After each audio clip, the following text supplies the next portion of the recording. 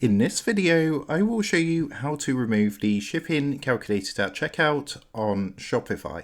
So here is an example here. As you can see, it says taxes and shipping calculated at checkout. So if you want to go ahead and remove this, the first thing you're going to want to do is come across to Shopify and log into your admin dashboard. So once you've logged into your admin dashboard, what you're going to want to do is come to this menu on the left hand side and you want to click onto online store underneath sales channels. Now what it's going to do is take you across to a screen like this, and you want to locate your current theme. So you can see for me it's Dawn. If you come to the right hand side, and you're going to want to click onto the three dots just over here, and from this drop down menu you want to come down and select edit default theme content. So what that's going to do is take you across to a screen like this, and from here you want to come up to the top and you can see all these different options. What you want to do is click onto sections, and from here all you need to do is just scroll down slightly until you get to the section just down here about taxes and shipping. All you want to do from here is go ahead and delete this box here. So you just want to delete the text into here. Then you can replace it with something if you want. So for example, free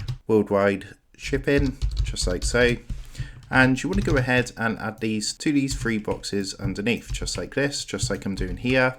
So you can see for all four of these boxes, it's now going to say free worldwide shipping. Once you've done this, make sure to come up to the top and click onto save to save your changes. And after following the steps, that's going to remove the shipping calculated at checkout message on Shopify. So I hope this tutorial did help you out today. And if this did help you out, I would really appreciate it if you was to consider dropping down below the video, leaving a like, and also subscribing to the channel. With that being said, I just want to take a minute to thank you guys for watching this quick tutorial, and I will see you in the next video.